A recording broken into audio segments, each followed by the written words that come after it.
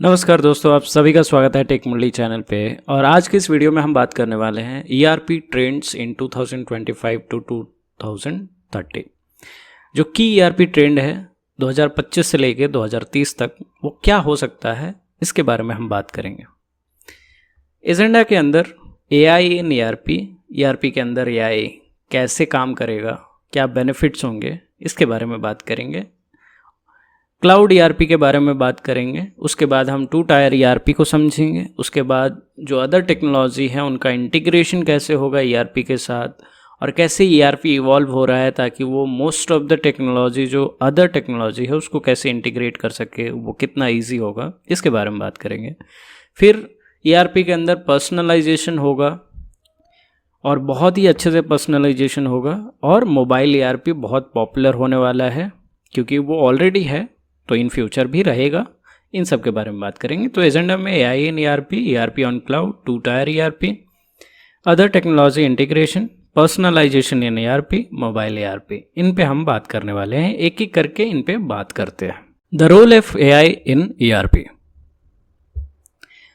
AI अभी एक नया स्टैंडर्ड बन चुका है ईआरपी के अंदर, क्योंकि एंटरप्राइज रिसोर्स प्लानिंग के अंदर बहुत सारी चीज़ें मेंटेन होती हैं जिसको बार बार रिपीट किया जाता है। एंड एआई वहाँ स्टैंडर्ड होना भी चाहिए ताकि मोस्ट ऑफ द टास्क को ऑटोमेट किया जा सके, जो ह्यूमन कैपेबिलिटी के अनुसार बहुत टाइम कंज्यूमिंग है। AI market 2407.02 US billion dollar को हिट करने वाला है 2032 में, और ये एक प्रेडिक्शन है मार्केट रिसर्च की तरफ से। एआई मैसिव और अनस्ट्रक्चर्ड डेटा को एनालाइज कर सकता है और प्रेडिक्टिव इंसाइट दे सकता है। जनरेटिव एआई ऐसा एक्सपेक्ट किया जा रहा है कि वो टाइम एंड इन्वेस्टमेंट जो ईआरपी माइग्रेशन के दौरान लगते हैं उसको 40% से रिड्यूस करेगा, जिसकी वजह से ईआरपी एडॉप्शन ईजियर हो जाएगा इंडस्ट्री के अंदर। यानी कि हर कोई ईआरपी को यूज़ कर पाएगा। जनरली हम ईआरपी यूज़ नहीं कर पाते क्योंकि उसमें बहुत सारे कॉम्प्लेक्स टर्म्स होते हैं जिसको समझना पड़ता है, अच्छे से उसको माइग्रेट करवाना पड़ता है, और उसके बाद भी कई बार वो गलत चली जाती हैं और इंडस्ट्री को या कंपनी को उतना फ़ायदा नहीं होता है। लेकिन एआई रहेगा तो वहाँ कस्टमाइजेशन आसान होगा, राइट।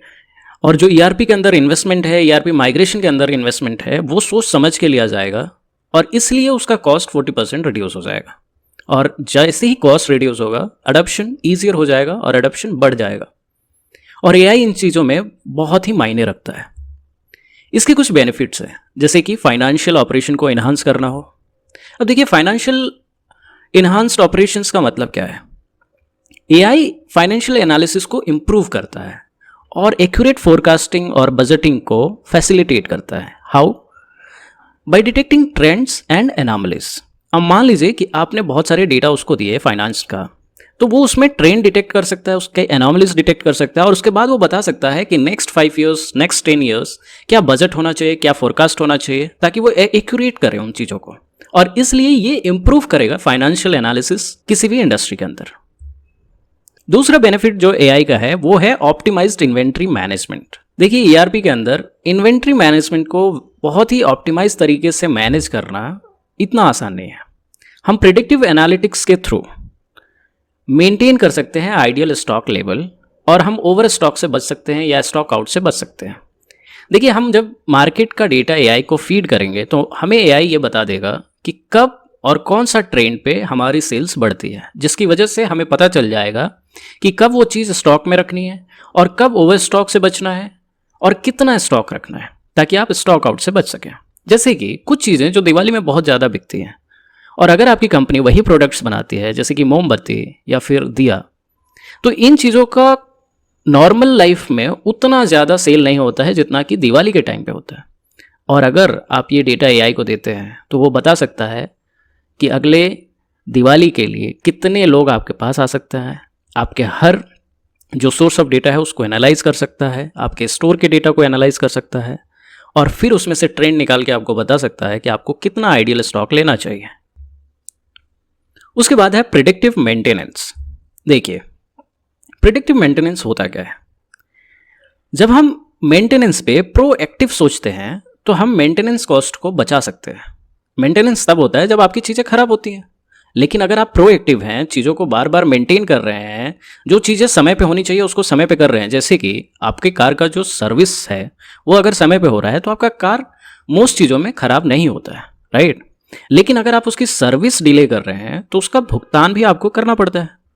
और प्रिडिक्टिव मेंटेनेंस बहुत ही ज़्यादा ज़रूरी है मैन्युफैक्चरिंग में, क्योंकि अगर प्रोएक्टिव मेंटेनेंस करते हैं हम अपने मैन्युफैक्चरिंग मशीनों की, तो वहाँ एआई हमें हेल्प कर सकता है अपने डाउन टाइम को मिनिमाइज करने में और कॉस्टली डिस्ट्रप्शंस को बचाने में या दूर करने में। देखिए एआई क्या कर सकता है, ट्रैक कर सकता है कि हाँ किस मशीन का कितने टाइम पे आपको मेंटेनेंस कर देना चाहिए, किन चीज़ों का मेंटेनेंस बहुत प्रायोरिटी पे रखनी चाहिए और किन चीज़ों का मेंटेनेंस आपको लो प्रायोरिटी पे रखना चाहिए। इग्नोर तो किसी भी मेंटेनेंस को आप नहीं कर सकते, लेकिन अगर प्रायोरिटी डिसाइड हो गई तो उसका इफेक्ट कम पड़ेगा, उसका डाउन टाइम कम पड़ेगा और आपको कॉस्ट भी कम बेयर करना पड़ेगा। तो प्रिडिक्टिव मेंटेनेंस भी एआई हेल्प कर सकता है। उसके बाद है स्ट्रीमलाइंड एचआर फंक्शन। अब देखिए एचआर एक बहुत बड़ा फंक्शन होता है किसी भी ऑर्गेनाइजेशन के अंदर। ऐसा इसलिए कि अगर एचआर ने अच्छे एम्प्लॉय हायर नहीं किए तो कंपनी को बहुत ज़्यादा नुकसान होता है, रिसोर्स का भी, सैलरी का भी। आप सैलरी दे के भी अगर गलत काम निकलवा रहे हैं तो उसका भुगतान कस्टमर को करना पड़ता है और फिर वो आपको भी करना पड़ जाता है। एआई सीवीज को एनालाइज कर सकता है, प्रोफाइल्स को सेलेक्ट करते वक्त बेस्ट कैंडिडेट को सेलेक्ट कर सकता है। कैसे? वो सीवीज में स्किल्स वगैरह ढूंढेगा और बहुत सारे सोर्स आप दे सकते हैं किसी भी एम्प्लॉय के, एआई उसको एनालाइज कर सकता है। देखिए सीवी लोग झूठा बना सकते हैं, लेकिन एआई उसके बेस पे कुछ क्वेश्चंस भी आपको दे सकता है जो आप पूछ के पता कर सकते हैं कि क्या कैंडिडेट सच में उस काम के लिए परफेक्ट है कि नहीं। और एआई ही हर चीज़ कर लेगा वहाँ पे, जैसे कि इंटरव्यूज़ एंड मेनी थिंग्स। तो वहाँ पे आपकी जगह भी होती है सिर्फ ये समझने के लिए कि कहीं एआई से कोई गलती तो नहीं हो रही है बेस्ट कैंडिडेट फाइंड करने में। तो एचआर फंक्शन में भी काफ़ी स्ट्रीमलाइन आएगा एआई की वजह से। ये एम्प्लॉय के पास्ट एक्सपीरियंस को एनालाइज करके आपको फोरकास्ट कर सकता है और रेकमेंड कर सकता है कि कौन सी ट्रेनिंग देनी चाहिए, कौन सी करियर डेवलपमेंट स्ट्रेटेजीज बनानी चाहिए और इसका एम्प्लॉय का टर्नओवर कैसे इंप्रूव हो सकता है। टर्नओवर मतलब एम्प्लॉय कैसे आपके साथ ज़्यादा से ज़्यादा रह सकता है और आपकी कंपनी में काम कर सकता है। इन सारी चीज़ों के लिए एआई का यूज़ अच्छे तरीके से किया जा सकता है, सिवाय ले ऑफ के। उसके बाद है इम्प्रूव्ड कस्टमर रिलेशन। इसमें भी एआई आपकी मदद कर सकता है। देखिए एआई पावर्स चैटबॉट्स, ठीक है, बहुत सारे चैटबॉट एआई पावर्ड हैं, वर्चुअल असिस्टेंट बन रहे हैं। तो ईआरपी के अंदर भी आप वर्चुअल असिस्टेंट बना सकते हैं। आप कस्टमर इंक्वायरी या ऑर्डर प्रोसेसिंग पे मॉडर्नाइज कर सकते हैं अपने चैटबॉट्स को और चैटबॉट्स उसका reply as a support engineer दे सकते हैं। कुछ हद तक आपको उसमें सपोर्ट इंजीनियर रखने पड़ेंगे, क्योंकि कई बार जितना हम बेनिफिट देखते हैं उससे ज़्यादा हमारा ड्रॉबैक भी होता है, क्योंकि चैटबॉट वहीं काम करता है जहां लोगों को कम्युनिकेट करना अच्छे से आता है। जहां कम्युनिकेशन प्रॉब्लम है वहां चैटबॉट अच्छे से काम नहीं करता, क्योंकि वो ह्यूमन इमोशन को आज भी नहीं समझ पाया। और वहां पे आपको एक सपोर्ट इंजीनियर रखना बहुत ज़रूरी है। और खासकर ये तब होता है जब रीजनल डिफरेंस बहुत ज़्यादा हो।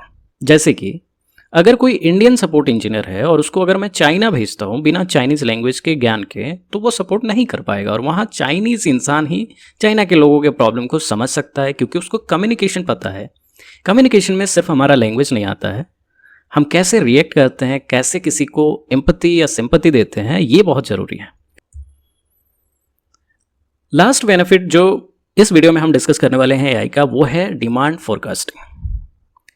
इसका मतलब होता है ERP एंड CRM सिस्टम जो होता है उसके अंदर एआई एक ब्रिज की तरह काम करता है।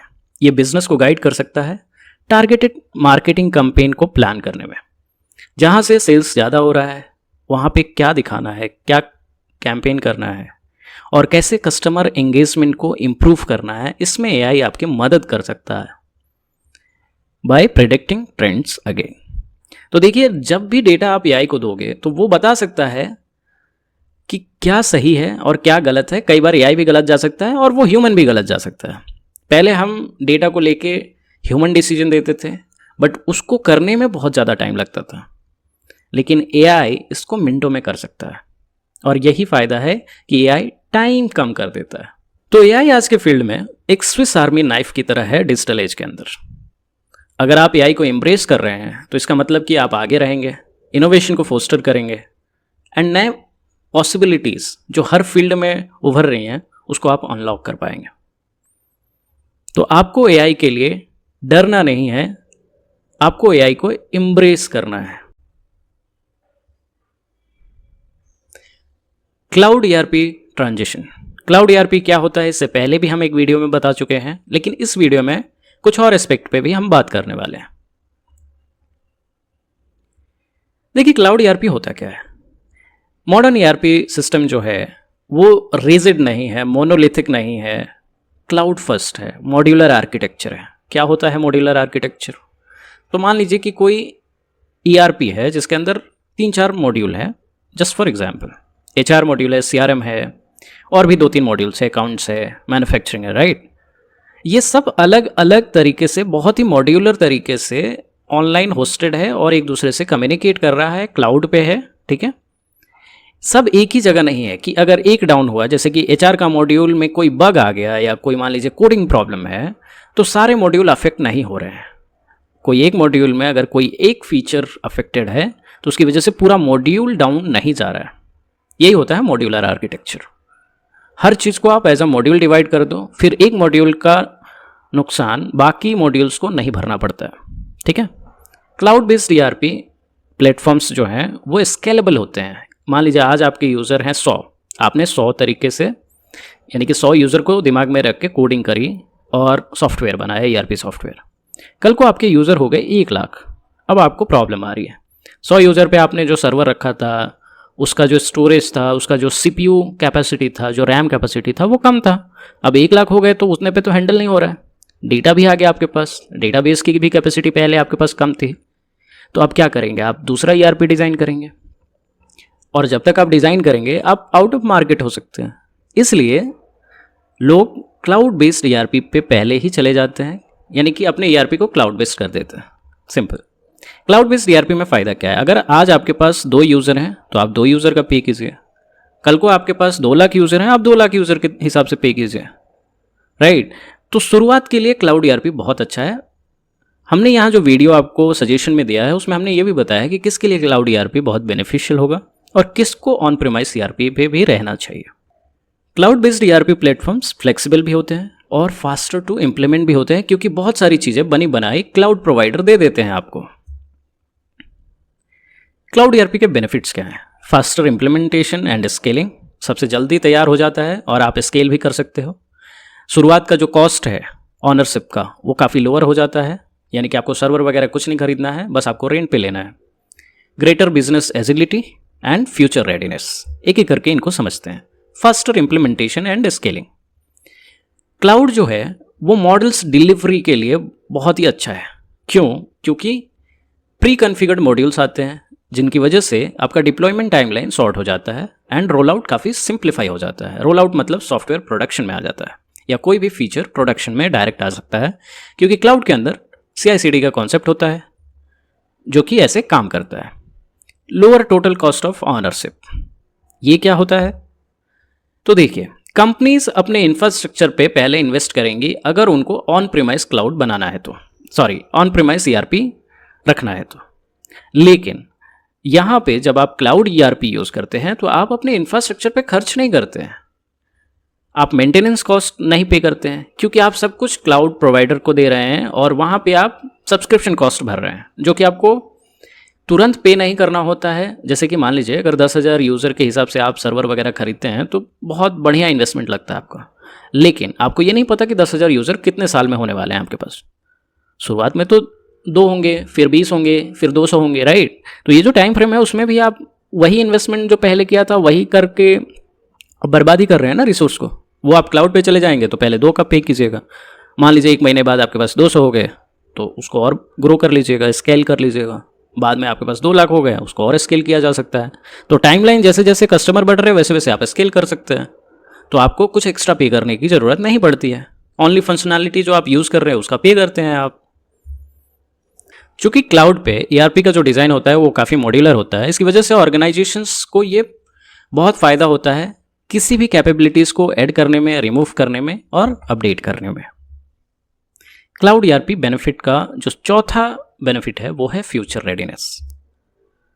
देखिए, क्लाउड नेटिव ईआरपी के अंदर क्या होता है कि सिमलेस इंटीग्रेशन हो सकता है एआई के साथ, आईओटी के साथ, एडवांस एनालिटिक्स के साथ और इमर्जिंग टेक्नोलॉजीज के साथ। क्यों?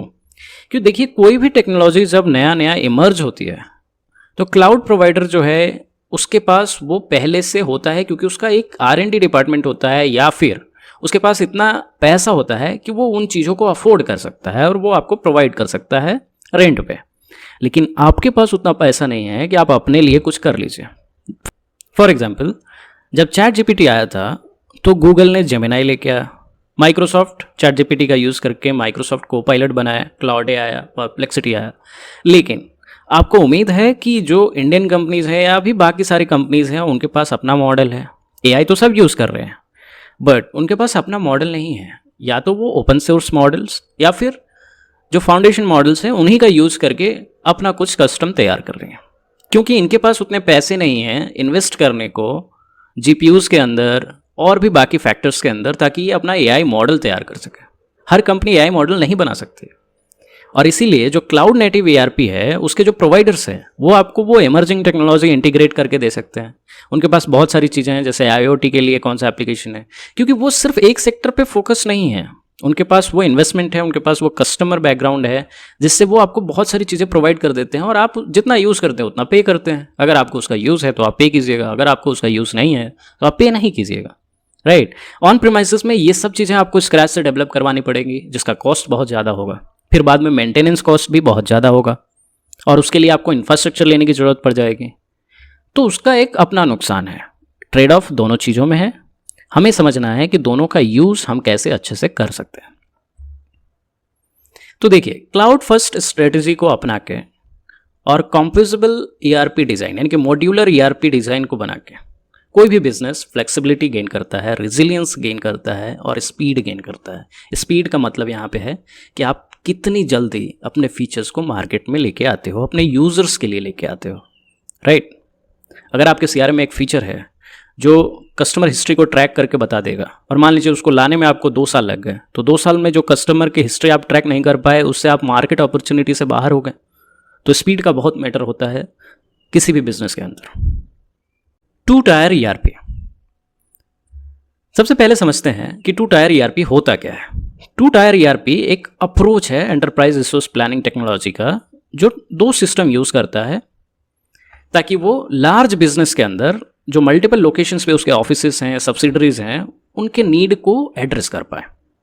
अब देखिए होता क्या है कि 2 टायर ईआरपी के अंदर बिजनेस जो है वो 2 ईआरपी सिस्टम इंटीग्रेट करती है, एक ग्लोबल लेवल पे और एक रीजनल लेवल पे, और इन्फॉर्मेशन हमेशा ऑटोमेटिक फ्लो होते हैं टायर 2 से टायर 1 की तरफ।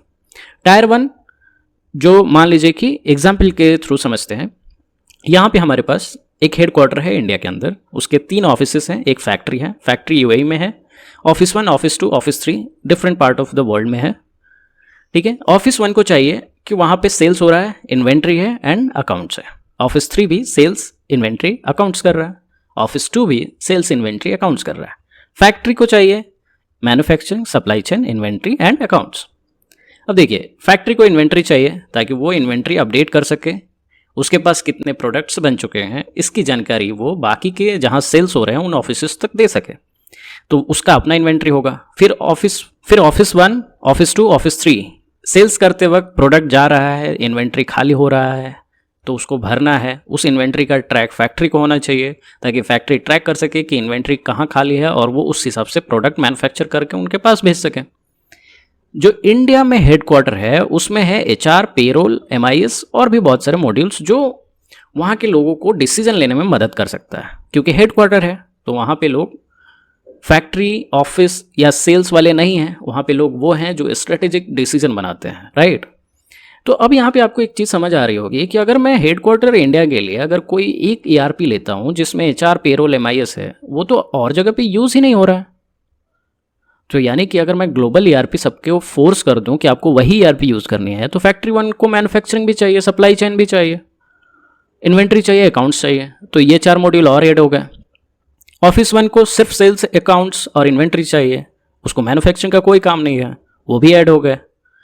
तो यानी कि आप ग्लोबली इतने सारे मॉड्यूल्स का पे करेंगे, राइट। और इतने सारे मॉड्यूल में अगर कोई एक मॉड्यूल प्रॉब्लम में आता है, राइट, तो वो बाकी सारों को अफेक्ट करेगा। मान लीजिए कि आपका जो मेन टायर 1 ईआरपी है वो डाउन हो गया किसी वजह से, तो बाकी कोई भी यूज़ नहीं कर पाएगा, करेक्ट। इसीलिए 2 टायर ईआरपी चाहिए। 2 टायर ईआरपी क्यों चाहिए? क्योंकि फैक्ट्री 1 जो है वो क्या करेगा, manufacturing, supply chain, inventory, accounts, यही 4 मॉड्यूल यूज़ कर रहा है। तो वो अपना मैन्युफैक्चरिंग अपने हिसाब से, अपने रीजनल लॉ, लोकल लॉ के हिसाब से, लोकल गवर्नेंस लॉ के हिसाब से अपना ईआरपी चूज़ करेगा और वो कनेक्टेड रहेगा HQ इंडिया जो ईआरपी यूज़ कर रहा है उसके साथ, ताकि इन्फॉर्मेशन का फ्लो हो सके, राइट। फिर ऑफिस 1, ऑफिस 2, ऑफिस 3, चूँकि यूरोप, अमेरिका और यूके का लॉ अलग होगा, वहाँ पे डेटा मैनेजमेंट का लॉ अलग होगा, वहाँ सेल्स का लॉ अलग होगा, तो वहाँ की ईआरपी भी कस्टमाइज़ करनी पड़ेगी। तो वो लोग अपना ईआरपी खुद से चूज कर सकते हैं और उससे कॉस्ट कम होगा, क्योंकि वो जितना यूज़ करेंगे उतना ही पे करेंगे, राइट। तो इसलिए हमें 2 टायर ईआरपी चाहिए होता है। तो अगर आप इंडिया हेडक्वार्टर और ऑफिस 3 को देखें तो ऑफिस 3 एक ईआरपी यूज़ कर रहा है अपने रीजनल लेवल पे, इन्फॉर्मेशन फ्लो हो रहा है मेन ईआरपी में जो कि इंडिया वाला हेडक्वार्टर यूज़ कर रहा है, तो 2 ईआरपी हो गए और इसी को 2 टायर ईआरपी बोलते हैं। अब यहाँ सिंगल टायर के कुछ चैलेंज को थोड़ा समझ लेते हैं। सिंगल टायर चैलेंज में जैसे मैंने बताया कि इम्प्लीमेंटेशन कॉम्प्लेक्सिटी है, राइट। किसी को कोई मॉड्यूल चाहिए, किसी को कोई मॉड्यूल नहीं चाहिए, एक को डिसेबल करना, एक को इनेबल करना, ये कॉम्प्लेक्स हो जाएगा इम्प्लीमेंटेशन में।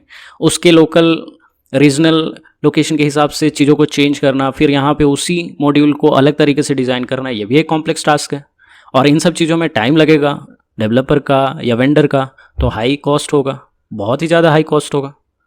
डिप्लॉयमेंट भी स्लो हो जाएगा क्योंकि रिक्वायरमेंट अलग अलग है, डिज़ाइन अलग अलग है, कस्टमाइजेशन अलग अलग है सेम ही मॉड्यूल का, तो डिप्लॉयमेंट स्लो होगा एंड फ्लेक्सिबिलिटी बहुत लिमिटेड रहेगा। अब मान लीजिए जो डिज़ाइन मैंने चाइना के मार्केट के लिए किया है वही मैं इंडिया के मार्केट के लिए नहीं कर सकता। मार्केट तो सेम ही है लेकिन फिर भी बहुत सारे लॉ हैं जो डिफ्रेंशिएट करते हैं उन चीज़ों को, तो फ्लेक्सिबिलिटी तो लिमिटेड रहेगी ना अगर आप एक सिंगल टायर ईआरपी यूज़ कर रहे हैं तो। एंड लोकलाइजेशन चैलेंजेस हमेशा रहते हैं। जो ईआरपी ब्राज़ील में काम करेगा वो इंडिया में नहीं करेगा, जो इंडिया में काम करेगा वो यूरोप में काम नहीं करेगा, जो यूरोप में करेगा वो अमेरिका में काम नहीं करेगा, क्योंकि रूल्स हर जगह के अलग अलग हैं। और इसलिए सिंगल टायर एक बहुत बड़ा चैलेंज हो सकता है अगर आपके पास ऐसी कंपनी है, ऐसी बिजनेस है जो पूरे वर्ल्ड में फैली हुई है या फिर एटलीस्ट 2-3 लोकेशंस पे एग्जिस्ट करती है। ये मल्टी लोकेशंस की बात हो रही है। अब 2 टायर के बेनिफिट्स क्या हैं वो भी हम समझ लेते हैं। तो एक तो फ्लेक्सिबिलिटी रहती है लोकल ऑपरेशंस को लेके। लोकल ऑपरेशन यानी कि मान लीजिए कि दिल्ली में जो मार्केट है उसमें जो सेल्स हो रहा है वहाँ के कस्टमर का जो परचेस करने का सिनारियो है, फिर से हैदराबाद में जो कस्टमर का परचेस करने का सिनारियो वो कनाडा में नहीं है, तो वहाँ फ्लेक्सिबिलिटी चाहिए। तो आपको लोकल ईआरपी यूज़ करके यानी कि 2 टायर ईआरपी यूज़ करके आपको लोकल ऑपरेशंस को फ्लेक्सिबल बनाना पड़ेगा। इम्प्लीमेंटेशन फास्टर हो जाता है। मुझे जो मॉड्यूल चाहिए सिर्फ मैं उसके लिए रिक्वेस्ट डालूंगा। सिंगल टायर ईआरपी में क्या होता था कि मैं रिक्वेस्ट डालूंगा वो सबके लिए होगा। यहाँ पे मैं अपना जो कस्टम ईआरपी यूज़ कर रहा हूँ लोकल लेवल पे, मैं उसमें अपना कंडीशन डाल के उसको फास्टर इम्प्लीमेंट करवा सकता हूँ। Lower cost for smaller units, चूँकि सिर्फ वो मेरे लिए करना है तो इतना बड़ा कोई ईआरपी है नहीं, वो लोअर कॉस्ट ही लगेगा कंपेयर कि आप पूरे कंपनी के लिए कर रहे हैं। Centralise control plus local independence, चूँकि मेरा इन्फॉर्मेशन फ्लो हो रहा है तो मेरा हेडक्वार्टर कहीं भी हो कंट्रोल हो सकता है लेकिन लोकली इंडिपेंडेंस रहेगा, राइट। कंप्लायंस एंड लोकलाइजेशन, मैं जो ईआरपी यूज़ करूँगा वो यहाँ की लॉ फॉलो करेगी, यहाँ का डेटा लोकलाइजेशन रहेगा, यहाँ का डेटा कंप्लायंस रूल रहेगा, मैं उसके हिसाब से चलूँगा। जो इंडिया में है, जो ब्राज़ील में है, जो पोलैंड में है, ये सब वहाँ के रूल फॉलो करेंगे, राइट। हेडक्वार्टर अगर मान लीजिए अमेरिका में, तो अमेरिका का रूल तो हर जगह फॉलो नहीं होगा, तो इसलिए हमें 2 टायर बेनिफिट दिखता है ईआरपी का। फ्यूचर ईआरपी में टेक्नोलॉजी कनेक्शन भी एक बहुत इंपॉर्टेंट पार्ट होने वाला है, क्योंकि हमारे पास बहुत सारे अलग अलग तरीक़ों के लिए अलग अलग टेक्नोलॉजी है और हम चाहते हैं कि वो आपस में कनेक्टेड रहें ताकि हम उसका बेटर यूज़ कर सकें और फ्यूचर को प्रिडिक्ट कर सकें।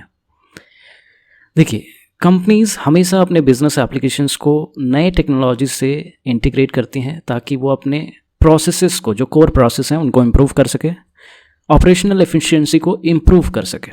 एग्जाम्पल की बात करें तो जो IoT सेंसर्स है, मैन्युफैक्चरिंग के अंदर इक्विपमेंट्स परफॉर्मेंस को मॉनिटर करने के लिए IoT सेंसर का यूज़ किया जा सकता है। उन डेटा को आप अपने ERP के थ्रू इंटीग्रेट करके उससे बहुत सारी चीज़ें प्रिडिक्ट कर सकते हैं, राइट।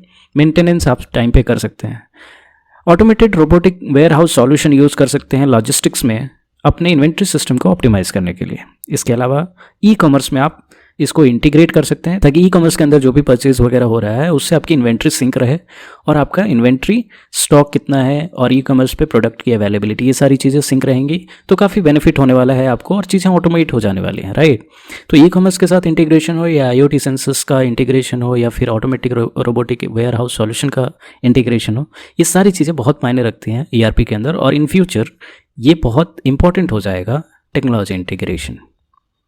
इसके बेनिफिट क्या है? तो आपको रियल टाइम डेटा विजिबिलिटी मिलेगा, अलग अलग सोर्सेज से डेटा आ रहा है, IoT सेंसर हो गया या फिर आपका इन्वेंट्री सिस्टम हो गया या फिर आपका ई कॉमर्स हो गया, रियल टाइम आपको डेटा विजिबिलिटी मिलेगी जिससे आप तुरंत के तुरंत डिसीजन ले पाएंगे। Enhance customer experience of course better होगा। मान लीजिए कि आपको वो प्रोडक्ट की अवेलेबिलिटी नहीं है और वो इन्वेंट्री में भी नहीं है लेकिन ई कॉमर्स में वो प्रोडक्ट शोन हो रहा है, तो अगर वो दोनों डेटाबेस एक दूसरे से सिंक्रोनाइज नहीं है, जैसे कि मान लीजिए कि इन्वेंट्री में आपके पास बहुत ज़्यादा स्टॉक है लेकिन ई कॉमर्स पे वहाँ प्रोडक्ट की अवेलेबिलिटी नहीं है, करंटली आउट ऑफ स्टॉक दिखा रहा है, तो यहाँ हो गया कि यूज़र आपके पास आया लेकिन आपके पास प्रोडक्ट नहीं है और ये कहीं ना कहीं कस्टमर एक्सपीरियंस को इफेक्ट करता है अगर वो आपके ब्रांड पे बिलीव करता है। तो better decision making with AI and analytics, जब सारे डेटा सोर्सेस आपके कनेक्टेड रहेंगे और एक जगह रहेंगे तो AI एनालिटिक्स का यूज़ करके आप बहुत बढ़िया डिसीजन बना सकते हैं।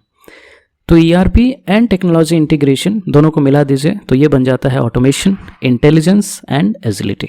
ERP के अंदर पर्सनलाइजेशन हमेशा से इंपॉर्टेंट रहा है क्योंकि कभी भी अगर कोई सॉफ्टवेयर है और वो पर्सनल नहीं है, आपके यूज़र स्पेसिफिक नीड पे नहीं है, तो उसका यूजेस बहुत कम हो जाता है। तो पर्सनलाइजेशन का यहाँ पे क्या मतलब है? देखिए आजकल जितने भी ERP आ रहे हैं वो पर्सनलाइजेशन को ध्यान में रख के डिज़ाइन किए जा रहे हैं। चूँकि सारे ERP मोस्टली क्लाउड पे रह रहे हैं तो cloud ERP platforms easier configuration के लिए डिज़ाइन किया जाता है, जैसे कि लो कोड या नो कोड प्लेटफॉर्म जिसमें ड्रैग एंड ड्रॉप करके आप अपना कस्टम चीज़ बना सकते हैं या कस्टम स्क्रिप्ट लिख के आप उसको अपने हिसाब से कस्टमाइज़ कर सकते हैं। अब ये जो टूल्स हैं ये कंपनीज़ को एम्पावर करती है कि उनके यूजर्स ईजिली उस ERP सिस्टम को यूज़ करें अपने स्पेसिफिक नीड से, बिना एक्सटेंसिव टेक्निकल एक्सपर्टीज़ के, ठीक है। उसको अपने हिसाब से कस्टम कर लेना, उसको अपने हिसाब से कस्टम डैशबोर्ड क्रिएट करना, फिर उस पर आप जो भी डिसीजन लेना है उस तरह का डिसीजन। तो ERP टूल्स के अंदर पर्सनलाइजेशन बहुत ज़्यादा इंपॉर्टेंट हुआ है और ERP सॉफ्टवेयर के अंदर पर्सनलाइजेशन काफ़ी इंपॉर्टेंट है। क्यों? क्योंकि यूज़र अगर आपका टेक्निकल नहीं है फिर भी उसको अपने स्पेसिफिक नीड से यूज़ करना है तो वो वही ERP सॉफ्टवेयर चूज़ करेगा जिसके अंदर काफ़ी ज़्यादा पर्सनलाइजेशन मिलता है। और इससे एक बेनिफिट होता है, कोई भी कंपनी अगर ERP सॉफ्टवेयर ले रहा है तो उसको ये देखना होता है कि पर्सनलाइजेशन उसमें अवेलेबल है कि नहीं, क्योंकि एट द एंड आपके एम्प्लॉय उसको यूज़ करेंगे और उनको अगर समझ नहीं आ रही है या वो फिर उतने टेक्निकल नहीं है तो फिर कोई मतलब नहीं है, क्योंकि चीज़ें कॉम्प्लेक्स हो जाती है। सॉफ्टवेयर वर्ल्ड में सिंपल से सिंपल चीज़ें भी बहुत ज़्यादा कॉम्प्लेक्स बनाई जाती हैं दिखने के लिए, लेकिन इसका मतलब ये नहीं है कि अब यूज़र उसको अपने स्पेसिफिक नीड से यूज़ नहीं करेगा। उसके लिए अगर आप लो कोड या नो कोड प्लेटफॉर्म देते हैं जहाँ पे वो एक नॉर्मल यूज़र की तरह भी अपने स्पेसिफिक नीड के हिसाब से अपना कुछ कस्टम मॉड्यूल बना सके तो वो बहुत अच्छी बात है और उससे ERP सॉफ्टवेयर और अच्छा बन जाता है, कंपनीज़ को और ज़्यादा बेनिफिट होता है वैसे सॉफ्टवेयर यूज़ करने का। इसके कुछ बेनिफिट हैं जैसे कि better fit for unique business need. मान लीजिए कि आपके बिजनेस का यूनिक नीड है और उसके लिए आपको कस्टम अगर चीज़ें करनी है, पर्सनलाइज करना है सॉफ्टवेयर को, तभी वो बेटर फिट होगा, राइट, मार्केट के अंदर।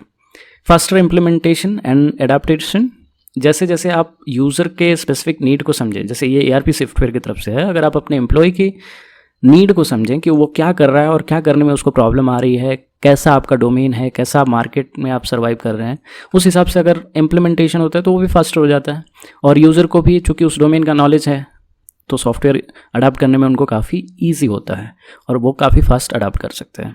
प्रोडक्टिविटी ऑफकोर्स इंक्रीज होगी, जिस काम को मैनुअली करने में उनको बहुत ज़्यादा टाइम लग रहा था वो काम वो काफ़ी प्रोडक्टिव तरीके से, काफ़ी फास्ट तरीके से कर पाएंगे। Of course employ and customer satisfaction को ये इंप्रूव करता है क्योंकि पर्सनलाइजेशन एक ऐसी चीज़ है जो एम्प्लॉय को भी चाहिए और कस्टमर को भी चाहिए, ठीक है। तो कस्टमर के कुछ अपने नीड्स होंगे कि सपोर्ट टिकट कहाँ पे ट्रैक करना है या फिर बहुत कुछ, तो उसके लिए उस तरीके से डिज़ाइन करना उनके कस्टमर सेटिस्फैक्शन को इंप्रूव करेगा, जैसे ऑर्डर ट्रैकिंग हो गया और मेनी थिंग्स। एम्प्लॉयज़ के लिए ERP सॉफ्टवेयर यूज़ करना उनके हिसाब से हो तो वो काफ़ी अच्छा हो जाता है और इन सभी चीज़ों का मेन रीज़न है पर्सनलाइजेशन और बहुत सारे ERP कंपनीज इसको ऑफ़र कर रही हैं। आज के ERP सॉल्यूशन का मेन फोकस यही है कि एम्प्लॉयज़ को बिजनेस डेटा कभी भी कहीं भी मिल जाए, चाहे बैकएंड का काम हो या फ्रंट एंड ऑपरेशंस, सब कुछ ऑन द गो हैंडल हो सकता है। मोबाइल ERP, वो ERP एप्लीकेशंस जो मोबाइल में अवेलेबल हैं वो मोबाइल ERP जाने जाते हैं, जिनमें सिंपल और यूज़र फ्रेंडली इंटरफेस होता है। ये इंश्योर करते हैं कि यूज़र बिना कंप्यूटर के भी अपना काम स्मूथली कंप्लीट कर सके। रियल लाइफ में ये कैसे काम आता है? तो एक मैन्युफैक्चरिंग प्लांट को आप इमेजिन कीजिए जिसमें लाइन मैनेजर है। लाइन मैनेजर शॉप फ्लोर पर खड़ा है और उसको मशीन डाउन टाइम का अपडेट चाहिए। अब मोबाइल ERP एप्लीकेशन से वो तुरंत चेक कर लेता है कि कौन सी मशीन डिले कर रही है और टेक्नीशियन को असाइन भी कर देता है, वो भी वॉक करते करते। और ये टाइम सेव कर रहा है कंपेयरिंग कि आपको लैपटॉप ओपन करना है, फिर लॉगिन करना है, फिर आपको ये सारी चीज़ें चेक करनी है, जो मोबाइल पे ऑन द गो हैंडल हो सकता है। वहीं अगर हम दूसरा एग्जांपल लें रिटेल स्टोर का, तो वहाँ मान लीजिए कि एक ऐसा सिचुएशन है जिसमें स्टोर मैनेजर ये इंस्पेक्ट कर रहा है कि कौन से प्रोडक्ट लो स्टॉक में है। ठीक है, मोबाइल ERP अगर वहाँ पे है तो वो तुरंत परचेज रिक्वेस्ट रेज कर सकता है बिना काउंटर तक वापस गया, परचेज रिक्वेस्ट अपने सप्लायर से। ओके, मान लीजिए अगर कोई फील्ड सर्विस इंजीनियर है और वो कस्टमर साइट पर पहुँचा है, वहाँ पहुँचते ही मोबाइल ERP एप्लीकेशन से वो सर्विस हिस्ट्री चेक कर सकता है, पार्ट्स की अवेलेबिलिटी देख सकता है और इशू फिक्स होते ही जॉब क्लोज भी कर सकता है। ऑफिस वापस पहुँचने का वेट ही नहीं करना पड़ेगा। ठीक है, और भी बहुत सारे यूज़ केसेस हैं, जैसे कि मान लीजिए कोई इंजीनियर है या कोई फील्ड ऑफिसर है जो ERP यूज़ कर रहा है। अगर उसके पास मोबाइल ERP है, मान लीजिए कोई लीड है, कोई जो पोटेंशियल कस्टमर बन रहा है, आपने उसको कोई चीज़ बेच दिया, उसके बाद आप तुरंत उसी फ़ोन से इनवॉइस जनरेट करके आप उसको तुरंत सेंड कर सकते हैं व्हाट्सएप पे, राइट। तो technology integration and mobile application ये बहुत ही इंपॉर्टेंट है। बहुत सारे APIs आपके ERP के साथ जुड़े होने चाहिए ताकि आप शेयर कर पाओ। एंड दूसरी चीज़ कि भाई आप तुरंत शेयर कर पाओ। ऐसा नहीं है कि सेल्स हो गया और आप जाओगे ऑफिस में, जाओगे, आप फील्ड में आए थे सेल्स के लिए, फिर ऑफिस जाके वहाँ लैपटॉप ऑन करोगे या फिर लैपटॉप लेके आए हो, ऑन करोगे, लॉगिन करोगे, VPN कनेक्ट करोगे एंड देन यूल सेंड। ऐसा नहीं होता है। मोबाइल ERP है तो आप तुरंत सेंड कर सकते हो, क्योंकि मोबाइल में क्या है कि आपको फिंगरप्रिंट ऑप्शन मिल जाता है और वो हमेशा ऑन रहता है, राइट। तो आपको एप्लीकेशन ऑन करने में जितना टाइम लगेगा, और चूँकि साइन इन हमेशा रहता ही है तो उससे फास्टर होता है। तो मोबाइल ERP का जो वर्क फ्लोज है वो रियल टाइम डिसीजन को फास्ट बनाता है और टीम्स को बहुत ही ज़्यादा एजाइल बना देता है। जो मूविंग पार्ट्स बिजनेस के हैं वो काफ़ी स्मूथर हो जाते हैं जब डेटा इंसान के साथ मूव करता है, और डेटा है आपके फ़ोन में, आपके एप्लीकेशन में। तो काफ़ी हेल्पफुल होता है मोबाइल ERP। अब इसके कुछ बेनिफिट हैं जो हम जान लेते हैं। एनीवेयर एनी टाइम एक्सेस, मतलब ऑफिस हो या फील्ड हो या कहीं पे भी हो, आप वैकेशन पे हो, डेटा हमेशा आपके पास है, आप कहीं से भी अप्रूव कर सकते हैं। मान लीजिए आप एक मैनेजर हैं और अप्रूवल रिक्वेस्ट आपके पास आता है तो आप वहाँ से अप्रूव कर सकते हैं। तो जॉब को मैनेज करना बहुत ईजियर हो जाता है। मान लीजिए इवन आप वैकेशन पे हैं, बट हर कंपनी में 2-2 मैनेजर तो रखे नहीं जाते हैं, तो हो सकता है कि कुछ अप्रूवल आपके बिना नहीं मानी जाए, तो आपको अप्रूव करना पड़ेगा। उस समय आपको मोबाइल एप्लीकेशन बहुत काम आता है। इंस्टेंट नोटिफिकेशन एंड अलर्ट्स आपको रियल टाइम अपडेट्स देता है ताकि डिसीजन फास्ट हो। Perfect for frontline and field staff जो हमेशा मूवमेंट करते रहते हैं, ट्रेवल करते रहते हैं, उनके लिए ये बहुत परफेक्ट होता है। Quick micro task made easy, जो भी छोटे टास्क हैं जो बिना डिले के और तुरंत कंप्लीट होने चाहिए वो हो सकते हैं।